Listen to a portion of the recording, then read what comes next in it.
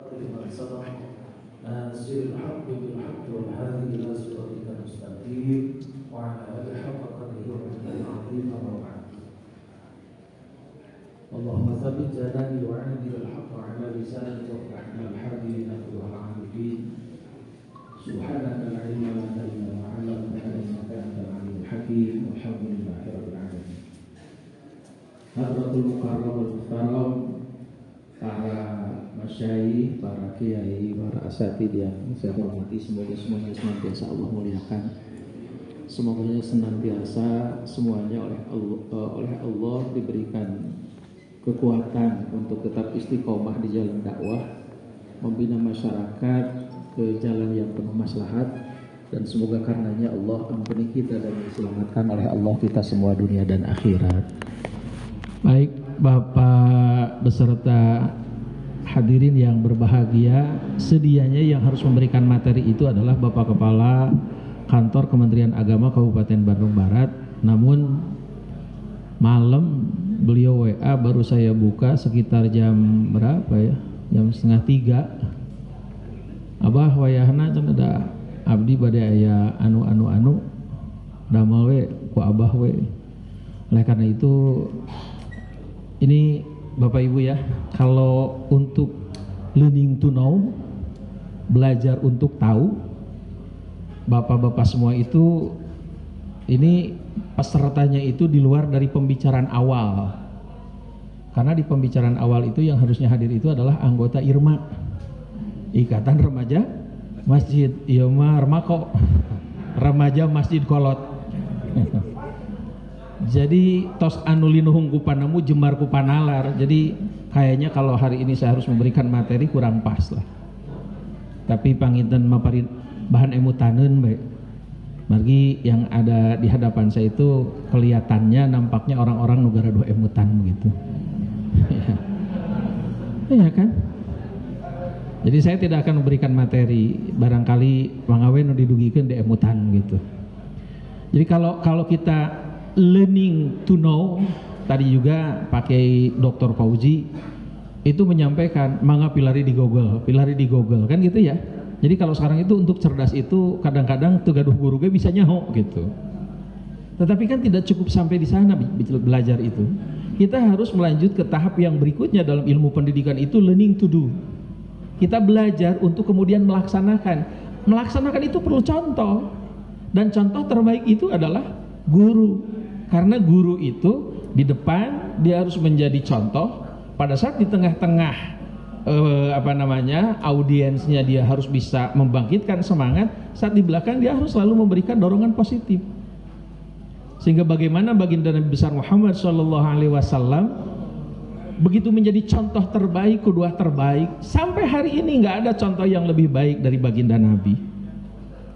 Beliau itu begitu bisa menghangatkan suasana, membangkitkan semangat yang amat sangat luar biasa di tengah-tengah para sahabatnya, sehingga tidak ada sahabat saat itu yang tidak mau bekerja bersama, berjuang bersama, berdakwah bersama dengan baginda Nabi, sehingga semangatnya itu akhirnya alhamdulillah bisa sampai kepada kita.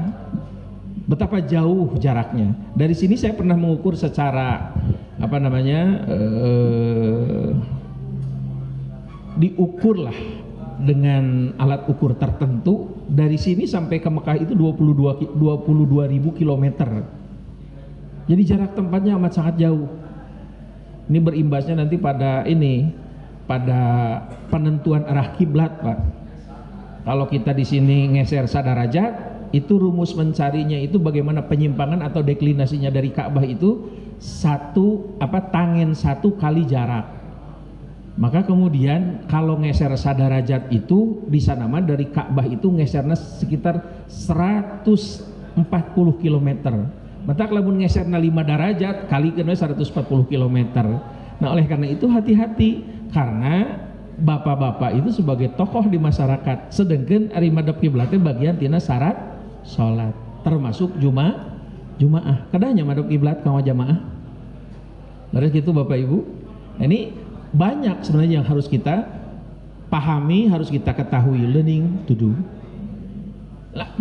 Tidak cukup hanya melaksanakan, tapi kita harus berlanjut. Kata baginda Nabi, mencari ilmu itu minal mahdi ilal lahdi. Maka dalam bahasa kulona, learning to learn, belajar untuk terus belajar. Dan akhirnya kita harus menyadari, tadi subhanallah Gus Rafiq menyampaikan yang begitu luas dari berbagai macam pemahaman, sehingga kita menjadi orang-orang yang si'atun nadar, luas pandangan, ente kurung batok gitu. Maka kita harus belajar terus, learning to together, belajar untuk bisa bersama dan memandang orang lain itu tidak di bawah kita, tetapi memandang orang lain itu adalah sebagai partner dalam berdakwah. Dan kita tidak perlu merasa, wah lamun aya etang kayak orang jadi mual payu ya, enggak usah gitu. Iya kan? Ya lah, ieu balik teh jadi loba orang mual payu. Jangan begitu. Karena ikhtiar itu bagian daripada ibadah. Ai rezeki mah Pak Ugo, Ustadz Ugo eta teh jatah gitu. Betul ya? Baik. Yang dimintakan kepada Pak Kepala Kantor itu adalah standarisasi imam dan khotib. Dulu kan pernah ada kecurigaan, kudu distandarisasi, dasar pemerintah segala diawasi. Lah lihat tujuannya dulu. Apa itu tujuannya? Ini Pak. Tujuan daripada standarisasi imam dan khotib itu, meskipun mungkin tidak disebutkan secara eksplisit sebagai standarisasi dalam teks-teks fikih klasik, tetapi didasari oleh prinsip-prinsip syariah atau hukum Islam dan kemaslahatan umat, maslahah mursalah. Antara lain satu tujuan standarisasi imam dan khatib itu adalah untuk menjamin sahnya ibadah.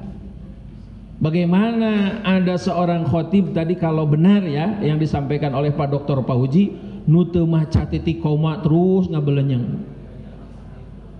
Bagaimana ada seorang khatib yang kemudian siga ceramah kaditu kadiu pepeta jeung saja mempan, eta tadi kata Gus Rafiq adalah sebagai bagian daripada ibadah salat Jumat.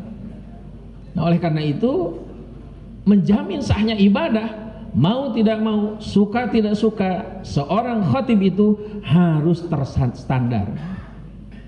Kenapa? Karena dia punya tanggung jawab, bukan hanya di hadapan manusia. Tanggung jawab itu adalah di hadapan Allah Subhanahu wa ta'ala. Dan masalahnya yang namanya imam dan khatib teh nanggung jawab kesalahan jamaah, Pak. Nah, kemudian yang kedua, meningkatkan kualitas dakwah dan konten.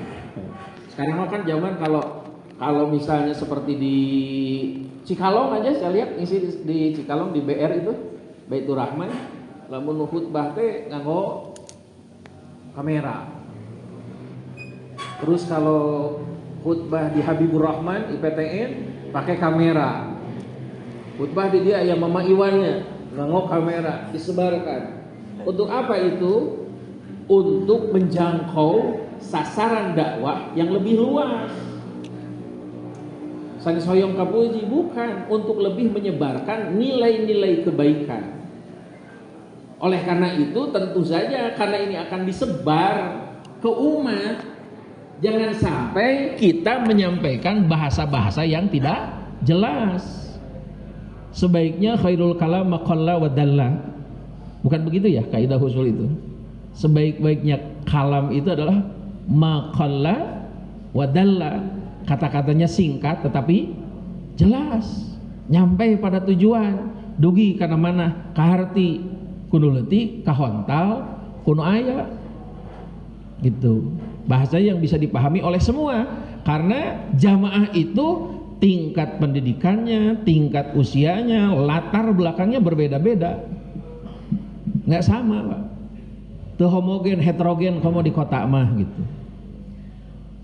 Yang selanjutnya, memperkuat persatuan umat. Jangan sampai di dalam khutbah itu, ya, kalau tidak orang-orang yang tidak terstandar malah dina khutbah teh ngadu domba. Sok ayanya keluar kata-kata yang menghujat, keluar kata-kata yang memecah belah. Jangan. Di dalam khutbah itu kata-katanya yang harus benar-benar membina, bukan menghina, merangkul, jangan memukul. Itu di dalam khutbah itu harus demikian. Tadi dari konteks kajian fikihnya sudah disampaikan oleh Gus Rofiq. Menjaga kemaslahatan umum. Ulah dugi kaberes khutbah ker ngararuksak ya. Ini karena dalam konteks dakwahnya yang kurang pas, kejadian di Sumatera Utara itu kan ya. Ada seorang remaja kulem di masjid gara-gara teu boga duit keur nyewa hotel, darek neangan gawe, kapanggih ku remaja masjid, disangka bangsat diteungeulan di jero masjid nepi ka maot. Manya ya remaja masjid neungeulan jelema nepi ka maot. Ieu teh siga pareman atau siga reman pisan. Iya kan?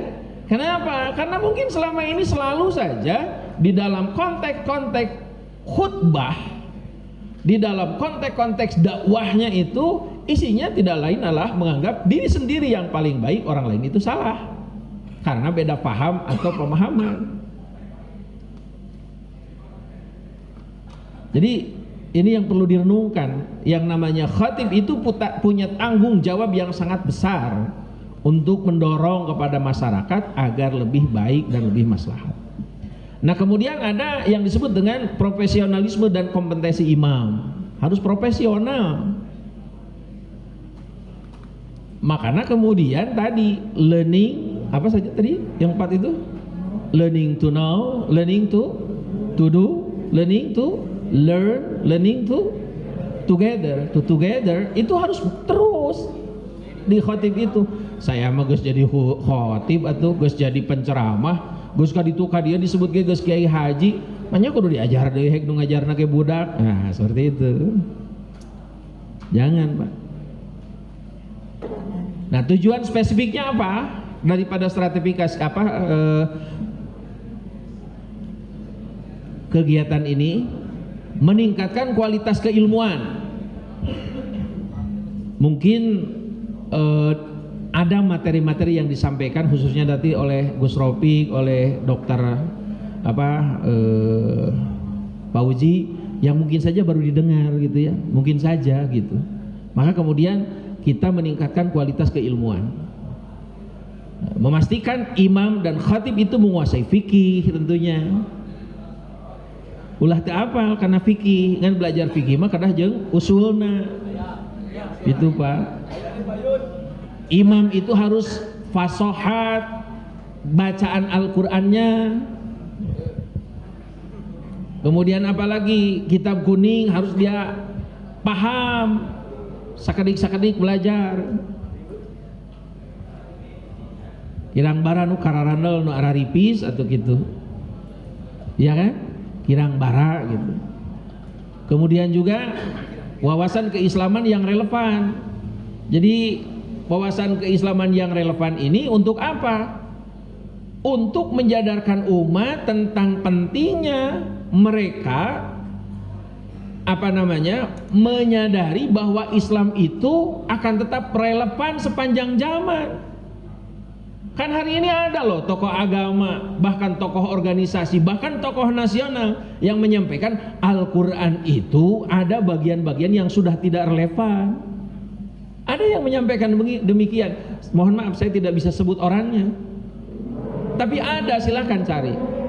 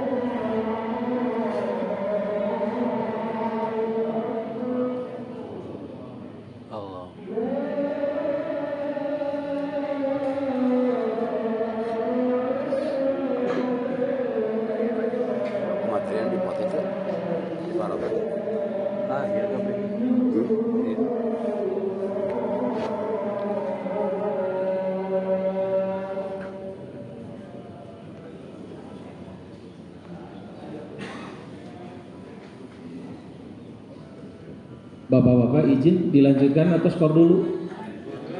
Dilanjutkan ya, nanti setelah selesai kegiatan kita langsung sholat, jangan kemana-mana dulu ya, di dalam hati ya.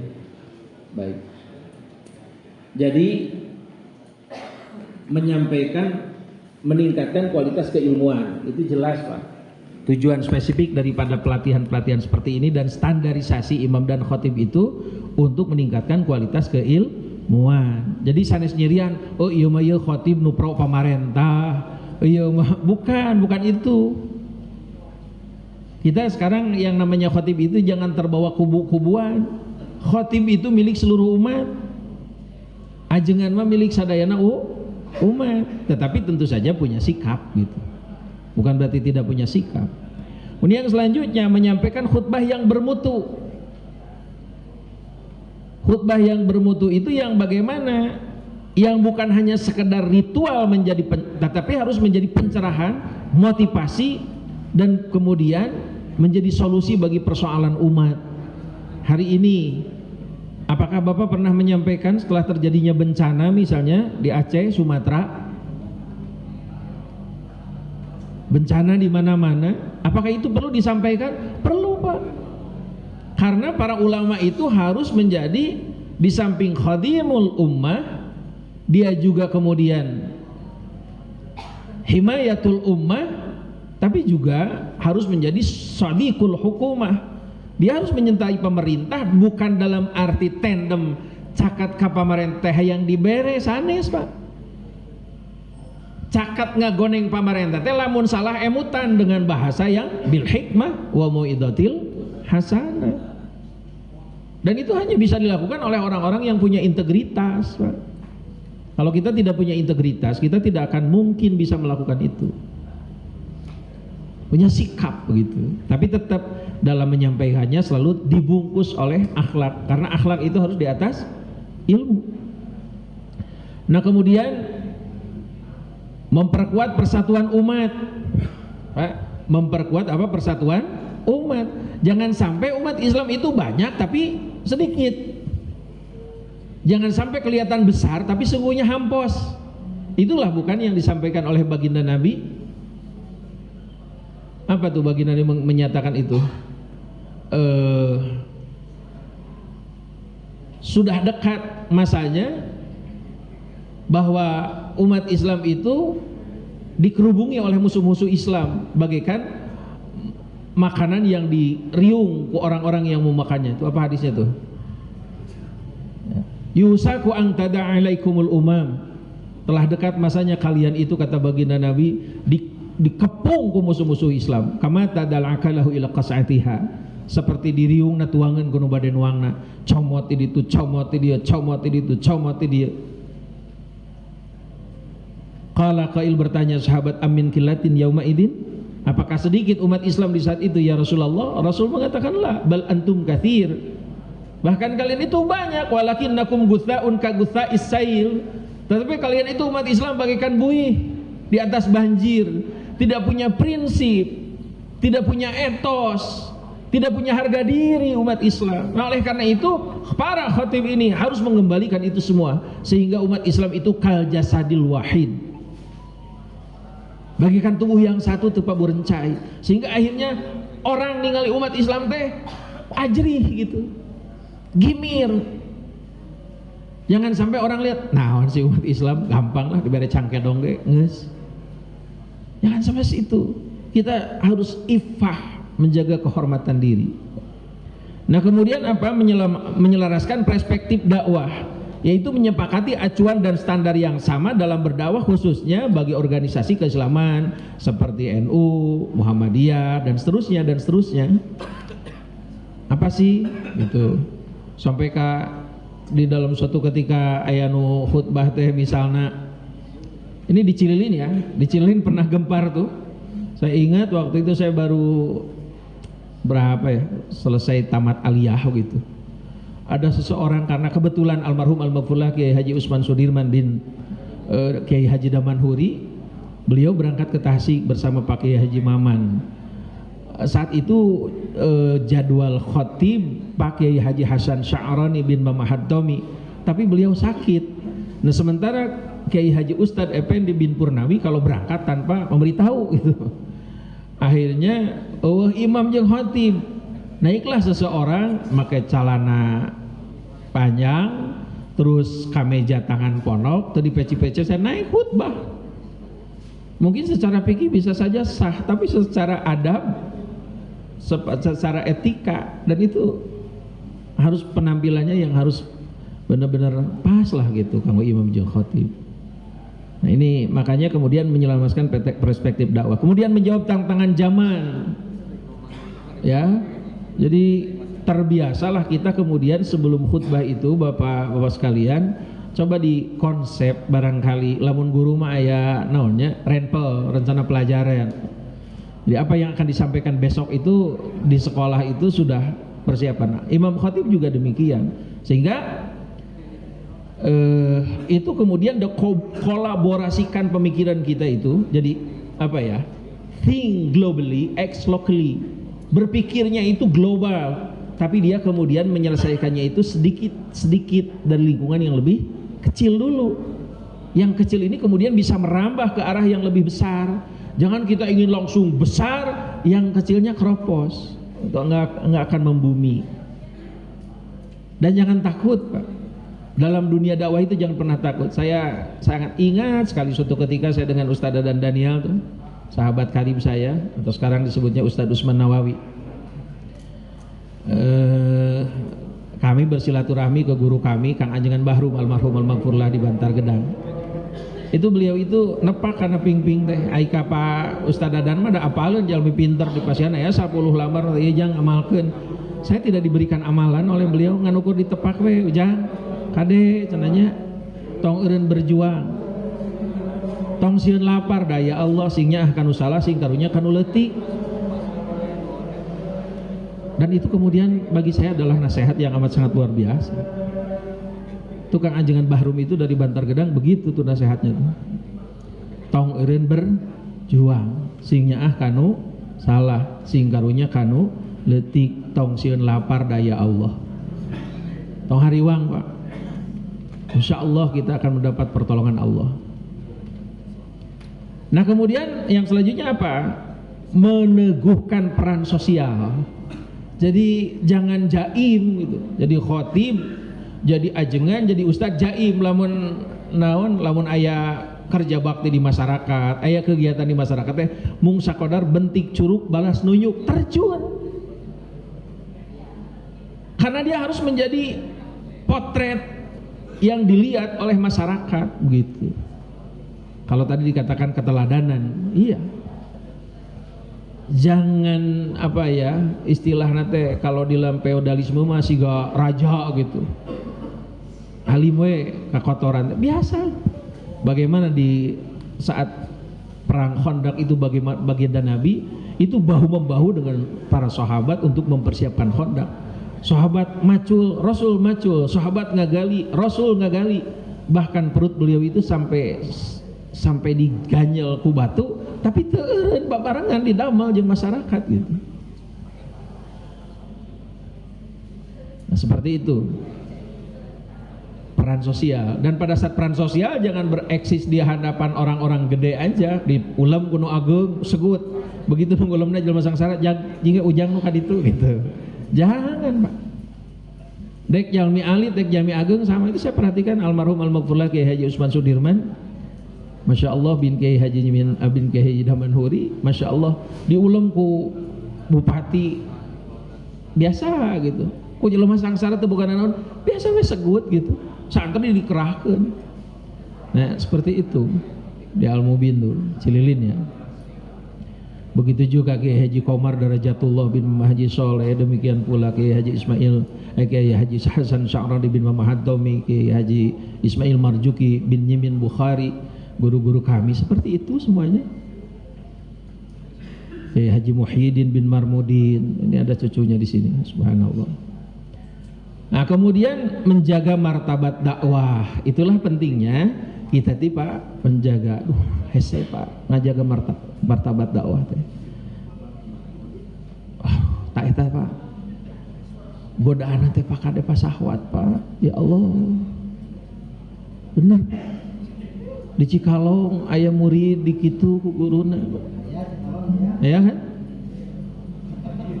Di Lembang gitu, ya Allah gitu Pak. Tapi kan godaan eta ka kiai mah jalmi teh sok hoyong curhat. Leres teh Pak. Aya nu curhat teh nu kolot, aya nu suping nu kolot mah nu rumeuk mah begitu profesional. Oh kedah kieu. Begitu nu curhatna ngora keneh bari jeung geulis. Adah dina hati teh rada oyag gitu teh. Keun ku akang dibantosan kudu kieu keun ku akang dibantosan. Nah eta tapi cilakaeun Pak. Hati-hati. Cipeun ya Masya Allah. Mentakan masuk hariwang ka Ustadz Sule. Karena kalau orang yang sudah dewasa itu menarik kan. Ustadz Sule kelihatannya dewasa, gede wadah sangu gitu ya. Kemudian tentu saja memenuhi standar fikih. Itu mau tidak mau yang tadi disampaikan oleh Gus Rofi. Kira-kira memenuhi standar mah jangan mau terjun pada doraka tuh. Standar imam sholat apa tuh? Syarat fikihnya muslim, baligh, berakal, sehat ya. Berakal sehat, laki-laki. Kemudian suci dari hadas. Mengetahui rukun serta pembatalan sholat. Ya minimal sapinah mah berenang kudu geus tamat we itu karek salancar wae mah gitu. Nya. Da sapinah teh ipis tapi meni lengkapnya. Anu kadang-kadang naon sapinah astagfirullahaladzim. Minimal lah salancar atau sapinah teh. Kompetisinya apa? Membaca Al-Qur'an. Terutama surah Al-Fatihah itu harus benar-benar mun tiasa mah talaki ka guru anu ahlina. Cik abdi teh sok dipiwarang khutbah. Ai khutbah teh leuheung di al-irsad mah antara khatib dan imam teh bedanya. Tapi kan di masjid-masjid lain mah enggak. Walaupun memang dipisahkan itu sebenarnya bukan tidak sah, tapi khilaful aula. Ya betul ya. Khilaful aula nyulayaan anu utama. Anu utama namanya imam eta khatib eta gitu. Nu utama nama. Nah oleh karena itu kalau memang kita sudah diperankan menjadi imam dan khatib di tengah-tengah masyarakat, wayahna pasumpingan guru Al-Qur'an hoyong di Bandungan gitu, talaki ka anjeunna. Kemudian mengetahui hukum sholat agar tidak salah. Apa deh? Oh, ya. Dan memiliki akhlak terpuji, eta mah tos kantenan, Pak. Nah, kemudian khatib, apa sih standarnya khatib? Syarat fikihnya sama seperti imam tadi, muslim, baligh, berakal, suci, laki-laki dan menutup aurat. Kompetisinya apa? Memahami dan mampu melaksanakan rukun khutbah, hamdalah tadi tekan, sholawat, wasiat takwa, ayat Quran, dan doa bagi muslimin, muslimah. Hanya memang sebaiknya baca ayat suci Al-Qurannya itu di khutbah yang pertama. Kemudian isi khutbah, menyampaikan isi khutbah yang singkat. Saya suatu ketika pernah ditegur ku almarhum Pak Ajengan Sudirman, ai mane sakedeng-kedeng teh khutbah teh. Ya kan masa menjawab sama guru dengan dalil kan nggak sopan. Bapak mah ka abdi teh bapak mah panjang ilmuna jadi panjang khutbahna, ari abdi mah sakedik ilmuna jadi sakedik khutbahna. Yang saya jadikan rujukan itu kalau di Cilin almarhum al-maghfurlah Kiai Haji Muhyiddin bin Marmudin yang mendirikan pesantren Nurul Huda di belakang Masjid Agung di atas. Itu beliau itu baca rukunnya, kemudian baca ayat itu tuh dijelaskan panjang. Hartosna penjelasan sedikit saja tutup. Sehingga Pak, coba perhatikan di khutbah itu kaseseueurana nunutan. Terusnya komo lamun di masjid anu adana sakali Pak. Imam geus khutbah hampir tengah kakarek jujal teh Pak. Gitu. Sok perhatoskeun komo anu main HP, aya anu ngarokok Pak di luar teh. Aduh ya Allah kali dedeh teh. Nah oleh karena itu menjawab hal itu semua khatib kiranya perlu bijak. Kira-kira nyusun materi khutbah teh memeh jamaah nunutan geus ngeusan gitu. Jadi teu kaburu nunutan Pak. Da karek-karek ngeluk geus barokallah. Gitu Pak.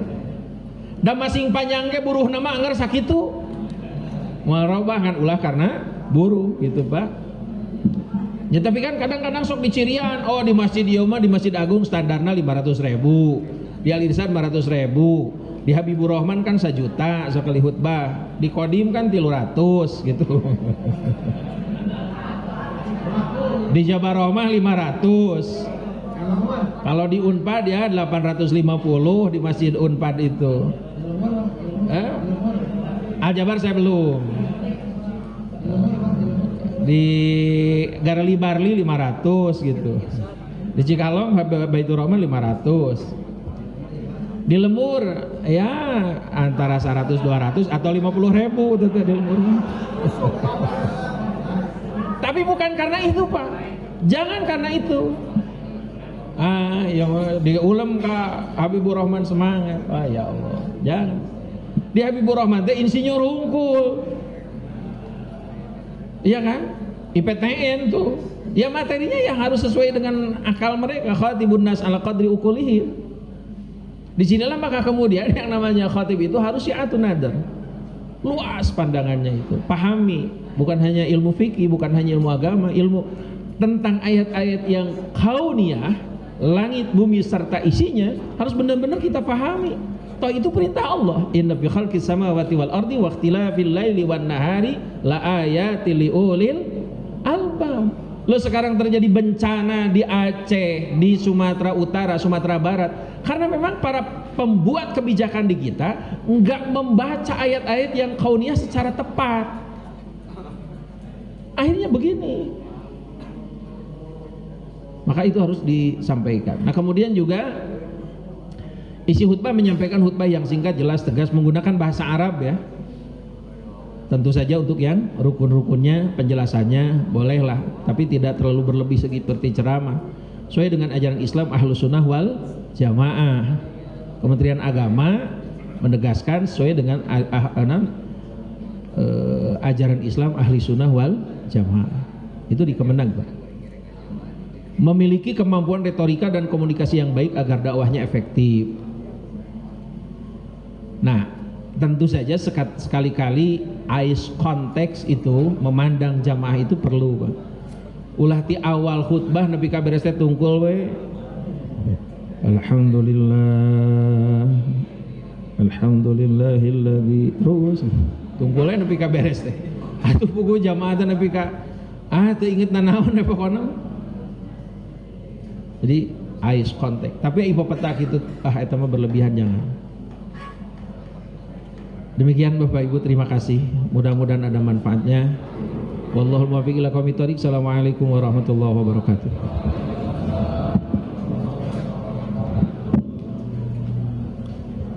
Alhamdulillahirabbil alamin. Terima kasih Abah sudah memberikan materi ilmu kepada kita semua plus pengalaman